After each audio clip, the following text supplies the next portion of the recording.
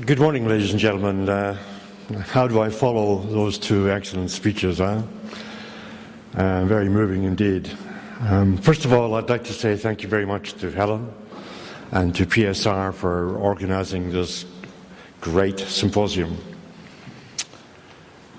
I'm going to be discussing perhaps a couple of the most important aspects of Fukushima. One is the source term, actually what actually happened, what came out, and secondly, I'm going to make a stab at trying to estimate some of the health effects from the fallout from Fukushima. This is what I'm going to be discussing. I'm going to be looking at some photos of the disaster, some maps of the fallout dispersion, some of the chat about some of the source terms, although there's quite a lot of question about them. And then I'm going to be going on to health effects, initial health effects, which we're already seeing, and what to expect in the future. And then I'm going to finish with collective doses. Yesterday afternoon, David Bremner came and talked about the importance of population doses. That's the same thing as collective doses. This is the earthquake in March 2011. I'm going to run some, we've seen some of these before. This is Fukushima Daiichi. This is the tsunami hitting Fukushima. That's been seen before. This one hasn't. This shows the height of the surge, over 130 feet high, hitting the seawall. And this shows the water surging through the plant. This is about 30 feet high, the water wall going through. These are photographs of the interior of the plant, showing the water, particularly in the bottom three slides, D, E, and F, submerging important equipment. On March the 12th, there was an explosion at Unit 1. And 2 days later, March the 14th, an explosion at Unit 3. You can see it's quite different from the explosion. I'll just point out here, this debris here is huge. And in a future slide, I'll show you what the effect is of this massive amount of debris going up. The next thing is that on March the 15th, and this is not really very clear, TEPCO do their best to try and hide this, but about just shortly after 6 o'clock in the morning, Japanese time, there was a quote-unquote explosive event in the fuel pond at Unit 2, and that was followed seconds later by another explosive event in the spent fuel pond at Unit 4. So these two events on the 15th were very, very intimately connected, and we don't know the reason why yet. And then the next day, on March the 16th, again, early in the morning, there was a major explosion at Unit 4, that's the fuel pond. Those two explosions on the 15th and 16th were not videotaped because it was dark and there was no TV crews actually taking footage at the time. This gives us a timeline of the various explosions. I should say, and I would sort of reflect what Arne Gunnarsson said, that there's a lot of questions yet. Many emissions and high radiation levels which are still unexplained. We're still, only 2 years after the accident, we're still piecing things together. And TEPCO is running interference and making damn sure that we don't find out what is going on. But nevertheless, if we can look here, the damage to, we've seen some of these before, the damage to the reactors 4, 3, 2, and 1. 4, 3, 2, and 1. And going on from the top, these are the reactors 3, 2, and 1. 3, 2, and 1. And you can see here These holes and the turbine holes are a result of the falling debris from the reactor. These are huge holes, about 20, 30 feet in diameter, which means that big chunks of the reactor and or fuel pond went straight up into the air.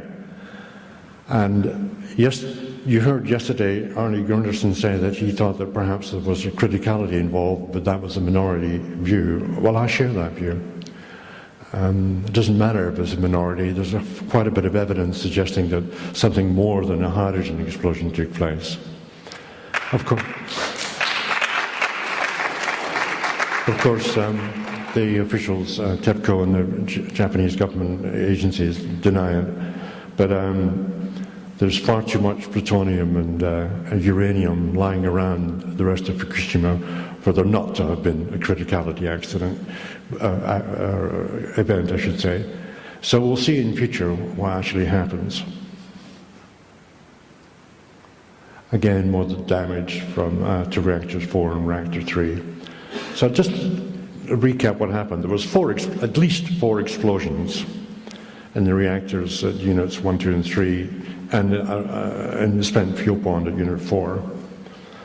There was overheating in the 4 spent fuel ponds, and there was a fire in unit 4. There were core marathons in units 1, 2, and 3, and we don't really know where the melted fuel is. It's probably the basements of the 1, 2, and 3, but we're not absolutely sure. Many workers suffered very high radiation levels, 250 millisieverts plus. Big evacuations as well. We'll go on to that. About 12,000, putting some numbers, 12,000 workers were exposed. About 100,000 people were evacuated. Lots of contamination of food and water.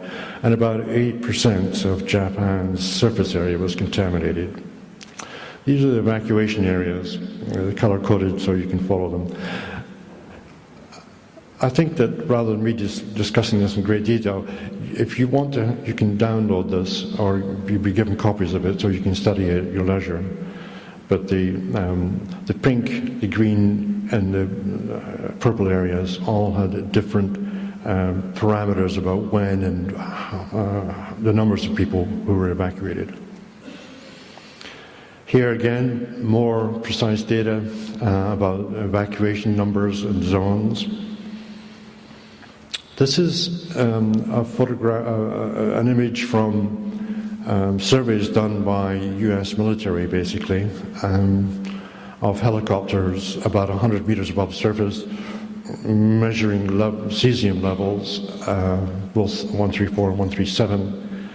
And you can see here a distinct horseshoe-shaped pattern of deposition from the plumes at Fukushima. Also, you can see there's quite a lot of population centers. These are the purple-colored areas. Here. These are high population areas. You say, well, why are you mentioning population areas? Because it's where there's high populations that you get the deaths. And it's where you get high population doses. It's people that count. If the radiation falls in an area where nobody lives, then we're perhaps less concerned. It shows some of the dose levels similar to the previous slide, but given some numbers of the doses. As you can see here, we're talking about doses of up to millisieverts, 50 millisieverts a year. None of that is taken into account in the recent WHO report, which is a disgrace in many ways. But going on, this slide is on its side. I couldn't for the life of me get it to go up and down, north and south, but can you imagine, this is the curve here of that I showed you before, the horse-shaped shape. Now this here is Greater Tokyo, a population of 35 million or so. And you can see here that parts of Tokyo were contaminated. Now, even if the population of Tokyo only got an average dose of a millisievert, say, that's still a huge dose in terms of the population doses. 30,000 person sieverts is very large indeed. Just going on. It wasn't just Japan, it was the rest of the world. And this shows you the contamination as measured by Stoll and his associates in Norway. Stoll he's an important person for you to try and remember his name, S-T-O-H-L. They used data from the Comprehensive Test Ban Treaty Organization measurement stations throughout the world. Makes me wonder why it didn't occur with Chernobyl, but anyway, they did it for Fukushima, and you can see the deposition throughout the rest of the world. Essentially, what this slide shows is that every single one of us has bought a reverse lottery ticket. Do you remember what David Brenner said yesterday about the fact that if you're spreading very small doses over a large population, it's basically a reverse lottery ticket. And like a real lottery ticket, some people are going to get it. Some either with an ordinary lottery ticket, you won the jackpot, but with a reverse lottery ticket, you die. We don't know who it is, and the risk could be, individual risks could be very small, but people will die. And that's why collective doses are really important to measure. We live in a society, in a capitalist society, where we value individual freedoms and individual rights and individual doses and put a lot of emphasis on it. Yeah, okay, but collective doses are important too. So if you pick up nothing else from this conference, please try and remember that we should emphasize collective doses. And I'll give you another reason why, and that is that the World Health Organization and UNSCARE and IEA are all trying to downplay collective doses. Your response? Pick it up. Right? It's important. The next slide is again by Stoll. It's not very clear, but it's the best I've got. This is Japan again here, and you can see that most of the cesium fell on the sea on the Pacific Ocean. Yeah. Now, what I'm going to do is I'm trying a bit of a comparison between Fukushima and Chernobyl, because it's by comparisons that you learn, you get an idea of where we are, get a handle on it. If you compare the two, the fallout from Chernobyl was over a much larger area in terms of high concentrations. Chernobyl was over land, not in the sea, whereas in Fukushima, about 80% of certainly the cesium fallout was over the sea rather than land, only 20% over land. However, in Japan, the population densities were much higher than they were in Ukraine and Belarus and the Soviet Union. At Chernobyl also, we think that the source terms were larger. I'll come to that in a minute. So it gives you an idea of the differences and similarities between the two. This is a slide which most North Americans are not really aware, so I'm going to let you have a look at it. This is the depositions of cesium throughout Europe. In essence, ladies and gentlemen, Europe was clobbered. 60% of the fallout from Chernobyl fell on Western Europe. The highest concentrations were in Belarus, Ukraine, and Russia, but the actual amounts were spread throughout the whole of Western Europe. There's one slightly funny aspect in that, and that is if you look at France here, La Belle France, the French government announced that the Chernobyl fallout couldn't possibly land in France. It was the trouble. We can laugh at it now, but at the time they took it seriously. I kid you not. And when this data came out, they were the result was that a number of cabinet ministers had to resign. I kid you not. And another thing is that, for those people who are students of irony, so to speak, is if you look at the UK, the highest doses that fell out from the plume fell on Sellafield. It was quite funny. But just going on a little bit, I'm going to look now at this area here in the next slide. This is it here, and this is Chernobyl, and you can see the concentrations which fell.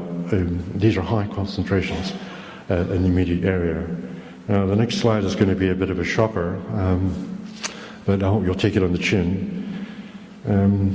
I've superimposed here Fukushima on top of the map that I showed you previously.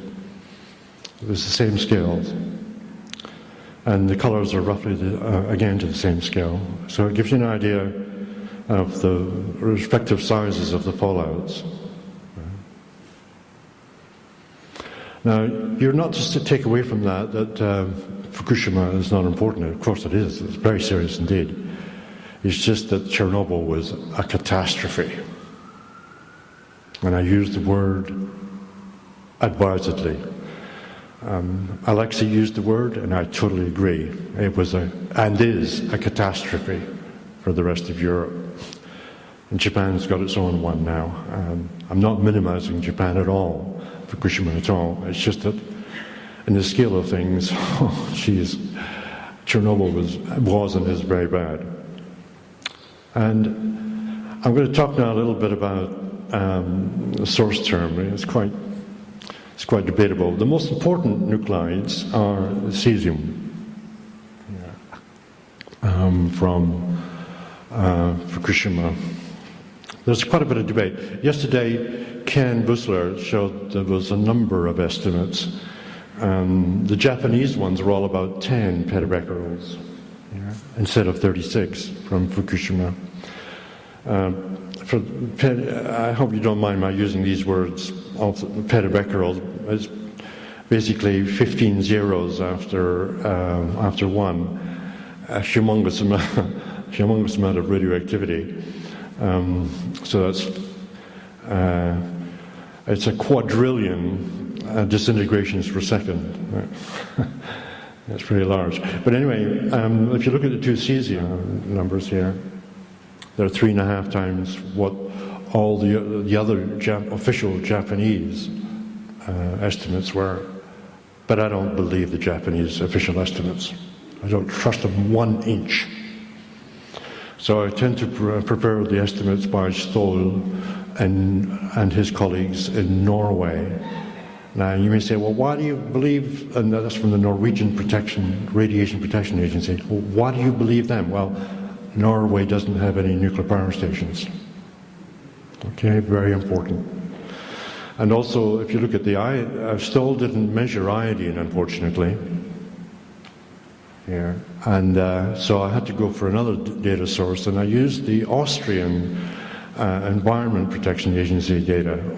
Why did I use Austria? There's no nuclear power station in Austria. One of the things I've learned, I've been in this area for a long time, and one of the things I've found out, any country that's got nuclear power in it, the information data sources are contaminated.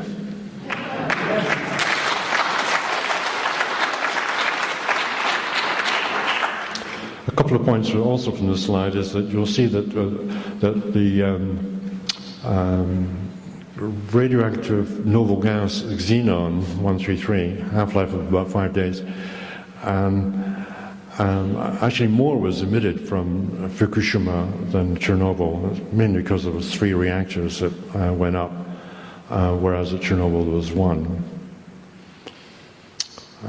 These data show very roughly that what I had shown earlier, that the effect from Fukushima was about an order of magnitude lower than the effect from Chernobyl. Now, this is an interesting slide, which I said to you that Chernobyl was really, really bad. Hey, guess what was worse? Well, you look at it for a second.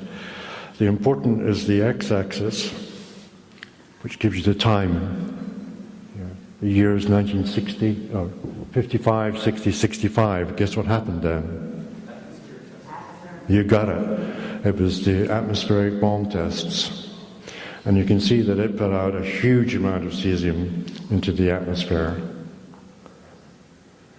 In 1986, you had Chernobyl, which was short, sharp and sweet, 10 days, followed by, as you can see, the body burden of cesium there. And this is becquerels per millibecquerels per square or cubic meter, so in the air. The trouble is that not many people really study the effects of atomic bomb tests, but they are serious. Going on. In February 28th this year, I think it was timed to sort of negate the anniversary meetings and conferences for the second anniversary of Fukushima. They rushed the report out. In fact, there's a number of typos in it. I don't know if you've seen it. Anyway, the WHO report said that there was little increases in breast cancer and leukemia amongst people who were near Fukushima, but a big increase in women of thyroid cancer risks. That's probably the case. However, I think that breast cancer and leukemia incidence is actually maybe bigger than this. Again, WHO report was very vague. It said risk for predicted to be low, no discernible increase outside of Japan, which is nonsense, and a third of emergency workers have increased risks. Wow. So what? I mean, the thing is that you should try and get numbers to these, and they haven't done it. The WHO report. I'm going to talk a little bit about what we can expect to happen at Fukushima, unfortunately, using Chernobyl as a guide. In the initial 9-month period after March the 11th, 2011, we can expect to see teratogenic effects, in other words, effects from exposures in utero to embryos and fetuses, and they're listed there. After 2 years, we expect to see leukemias increasing in adults, but they are really hard to pick up because leukemia is a relatively rare disease. After 4 years, we expect to see increases in thyroid cancers coming along, and after 10 years, solid cancers and various other effects, particularly cardiovascular effects. That's what we expect to see in that timeline. Now, we're already 2 years past, so I've said here, within the first 9 months, are there any effects? Well, yes, there are. And it's due to a gentleman called Dr. Alfred Körblein, who lives in Nuremberg, that we owe a great deal of thanks, because he's dug up the data and this is what he's found. He found a peak in infant mortality about 6 weeks after the March the 11th, 2011. And I've actually showed this before, but this peak here is quite significant. It shows that, I'll just go on to the next slide. It shows a 3-fold increase in infant mortality rate, which is statistically significant. Instead of the observed rate was about 9 per 1,000, and the expected was about 3, so a 3-fold increase. We're not absolutely sure what's going on here, but basically these infant deaths are an anomaly. We see them, they've happened elsewhere. Now there's a second event, and that is effects, I should say, a decline in live birth numbers. And this happens 9 months after March the 11th. This is observable not only in Fukushima prefecture, but also in the whole of Japan. In Fukushima, there was a reduction in the live birth numbers of 15%. And in all of Japan, about 5%. These are statistically significant. These are big enough numbers for us to know there's something going on here. Now, the next slide I'm going to be showing you is the standardized residuals. We've looked at the data and turned it so that on its side so you can actually see it, of monthly data for Fukushima prefecture. And you can see the number of live births 9 months later falls off a cliff. Here, after 9 months after the events in Fukushima. A good question you might want to ask is, well, did we see it elsewhere? Yeah, we do. On the left, you can see the slide for Fukushima prefecture, and on the right, you can see Kiev city, which is, this is after 9 months after Chernobyl. Yeah. Again, the number of live births fell off a cliff. So we've already seen effects, in utero effects or teratogenic effects. Another teratogenic effect, although it's rarely acknowledged as such, is infant leukemias. Way back in the 1950s and 60s, Alice Stewart, who was a personal friend of both Bob Alvarez and Kitty Tucker and myself, a wonderful, wonderful woman. She found in her Oxford Survey of Childhood Cancers that there was a 168% increase in leukemias. Sorry, wrong one. She found a doubling of the number of infant leukemias born to women who were irradiated by X-rays during pregnancy. And in 1987, this was actually shown after Chernobyl. There was a 168% increase in Belarus infants. And this was spotted by, again, by Dr. Alfred Kurblein. In all of the slides, I've given you here the web addresses so you can do your own digging and find it out, yeah? By the way, that childhood leukemias or infant leukemias hasn't been studied yet at Fukushima, but it could be.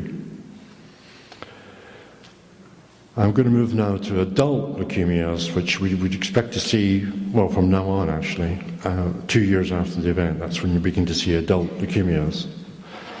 Adult leukemias were difficult to pick up at Chernobyl, but mainly because of you're looking for a small signal in an area where there's a lot of noise. But just recently, in January this year, Jablotska did a study of over 110,000 Chernobyl liquidators. Liquidator is a technical term meaning people who go in and clean up the mess, and they're exposed to large amounts of radioactivity. Well, she found a linear dose response, and I'll show you the next slide. Now, this is really important because for a number of reasons. One is that it's a very clear evidence of leukemia increases. And the results were statistically significant because even though the effect's small, you got big numbers. Let's say 110,000 people. The amount of work they put into this is just amazing. Looking at case records for 110,000 people, it takes a long time. One of the significant things is if you look at the actual data points here, we're down to about 10, 15 millisieverts. So whenever anybody tells you, oh, there's no effects from radiation below 100 millisieverts, well, I want to pile a crop of S, basically. Look at this stuff here.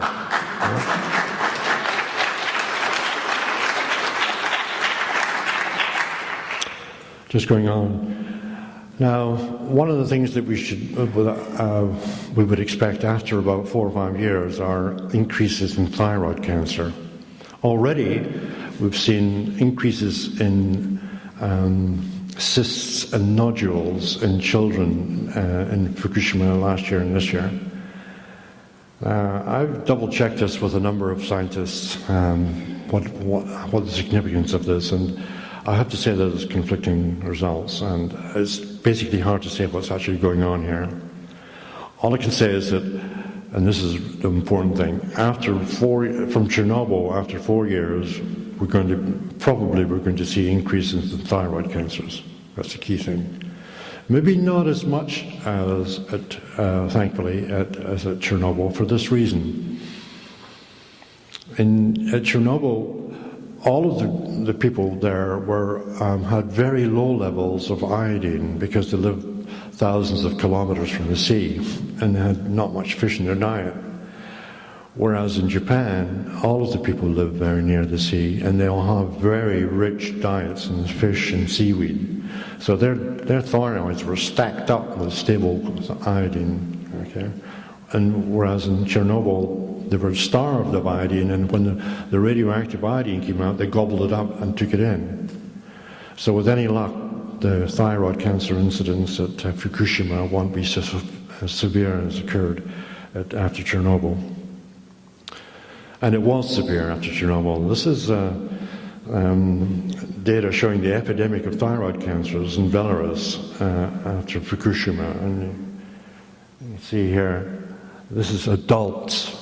And they don't say this in the chart, but it's adult women, almost totally.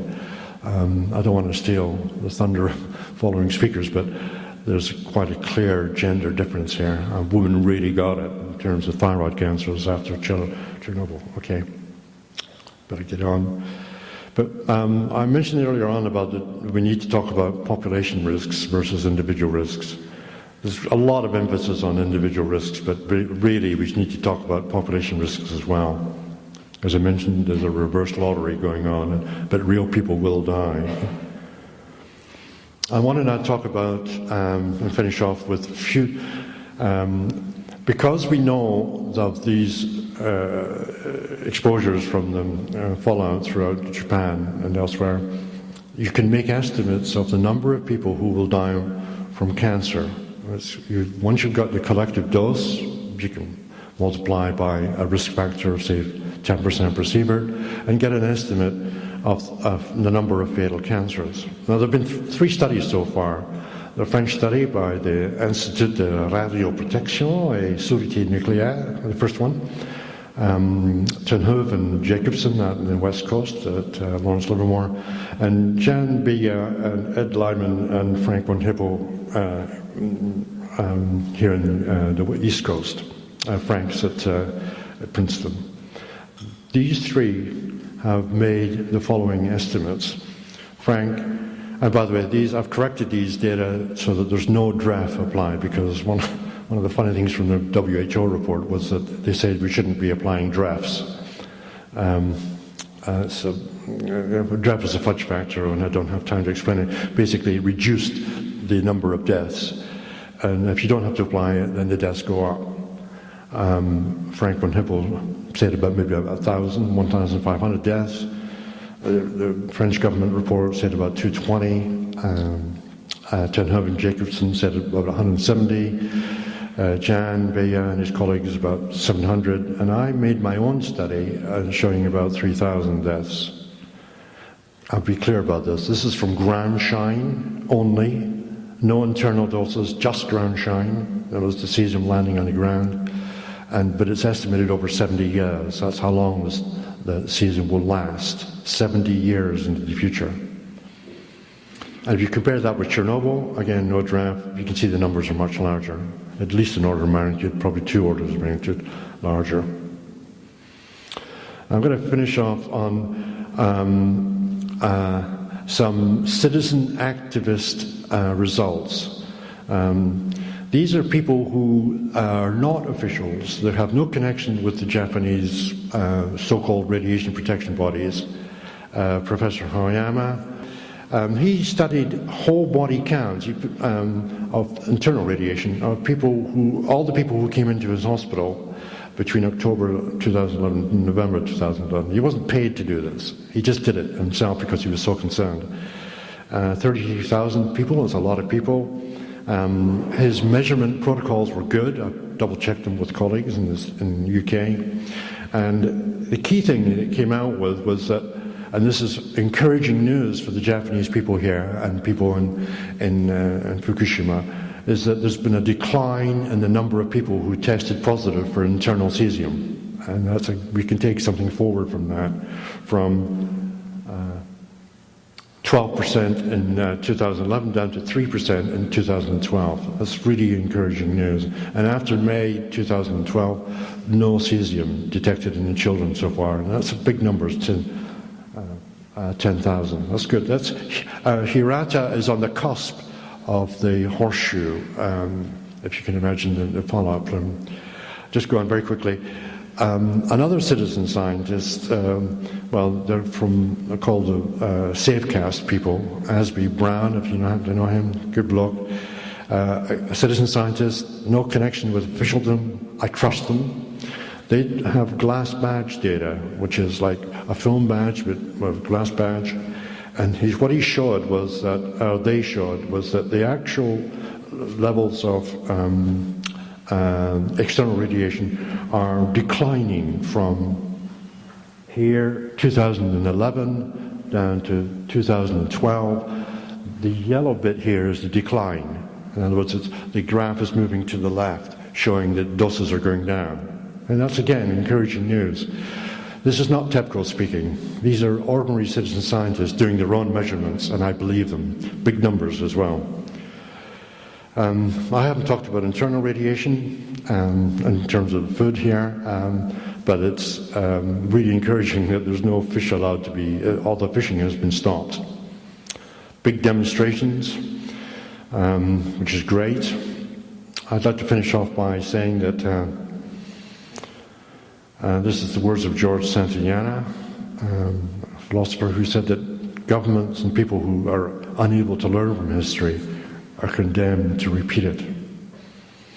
My thanks to these scientists. This has been a collaborative effort by a number of scientists, particularly Alfred Corbline, who we all owe a great deal of thanks.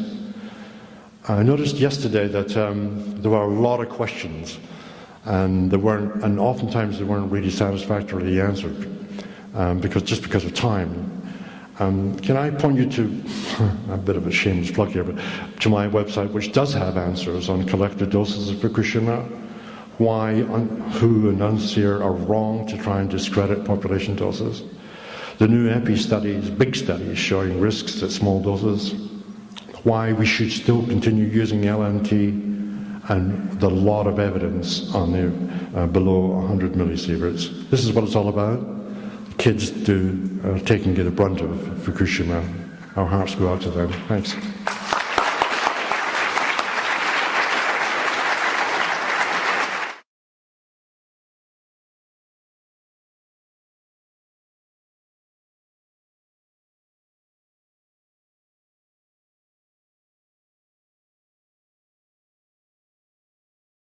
Oh yeah, go on, click the subscribe button. We need to get subscribed and get this unity stronger and beat YouTube at their own game. Okay, that's what this is about. Like I say, go to the remix button, hit the remix button. That way you'll have this video and keep up with this. Otherwise, YouTube's just going to control us, guys, and it's really bad.